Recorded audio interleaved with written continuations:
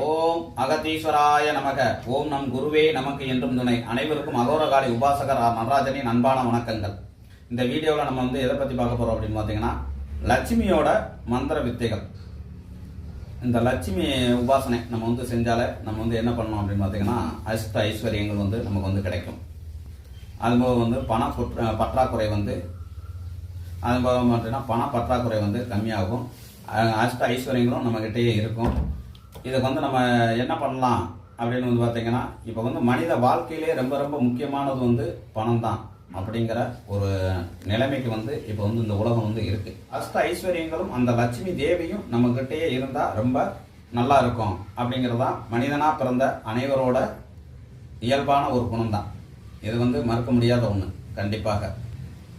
ஏன் அப்படின்னு பார்த்தீங்கன்னா, ஃபஸ்ட்டு கடவுள், அதுக்கடுத்து தான் பணம் அப்படிங்கிற ஒரு நிலைமைக்கு இப்போ எல்லாருமே அதைத்தான் நம்ம சிந்திச்சுக்கிட்டு இருக்கிறாங்க. இப்படிப்பட்ட இந்த உலகத்தில் கண்டிப்பாக பணம் எவ்வளோ முக்கியம் அப்படிங்கிறது எல்லாத்துக்கும் தெரிஞ்சிருக்கும். நான் சொல்ல வேண்டிய அவசியமே கிடையாது கண்டிப்பாக. அப்போ அந்த லட்சுமி தேவியை நம்ம வசியம் பண்ணி வச்சுக்கிட்டோம்னா அப்படின்னா கண்டிப்பாக நம்மளுக்கு பணம் ஈர்ப்பு விஷயங்கள் அதிகமாக நம்மளுக்கு கண்டிப்பாக கிடைக்கும். சரிங்களா? இது எல்லாருமே பண்ணலாமானா கண்டிப்பாக உங்கள் வீட்டில் எல்லாருமே நீங்கள் பண்ணலாம். சரிங்களா? ஒரு நாளைக்கு 1008 குரு வீதம் கொடுத்தீங்கன்னா போதும். மந்திரம் ஜபம் செய்தாலே நீங்களே ஒரு லட்சுமி உபாசகர் ஆகிடலாம். சரிங்களா? லட்சுமியை உபாசனை செய்யும் முறை தான் இப்போ நம்ம சொல்லிக் கொடுக்குறோம். இந்த லட்சுமி மூலயமாக, உபாசனை மூலியமாக அனைவரோட கஷ்டங்கள், பீடைகள், தரித்திரம் இதெல்லாம் ஒழிஞ்சு லட்சுமி கடாட்சம் பொங்கி வாழ்க்கையில் அனைவரோட வாழ்க்கையிலும் நல்ல முன்னேற்றம் காண வேண்டும் என்ற ஆசையில் தான் இந்த ஒரு மந்திரத்தை நம்ம இப்போ கொடுக்குறோம். இந்த மந்திரமானது ஓம் ஸ்ரீம் கமலவாசினி கம தரணி ஸ்ரீ ராஜலட்சுமி ஸ்ரீம் க்ளீம் ஸ்ரீம் ஓம் சுவாக.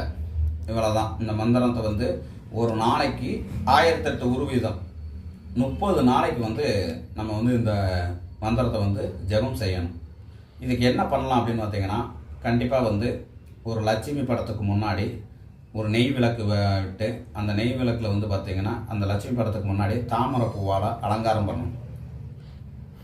இல்லை தாமரைப்பூ மட்டும், ஒரு தாமரைப்பூ தான் இருக்குது அப்படின்னாலும் கூட அந்த ஒரு தாமரைப்பூ மட்டும் வச்சுட்டு மற்றபடி மற்ற பூக்களால் அலங்காரம் பண்ணிவிட்டு, அந்த வாசனை உள்ள மலர்கள், இந்த மல்லிகைப்பூ, மறிக்கொழுந்து இதெல்லாம் பார்த்தீங்கன்னா நல்ல வாசனை இருக்கும்.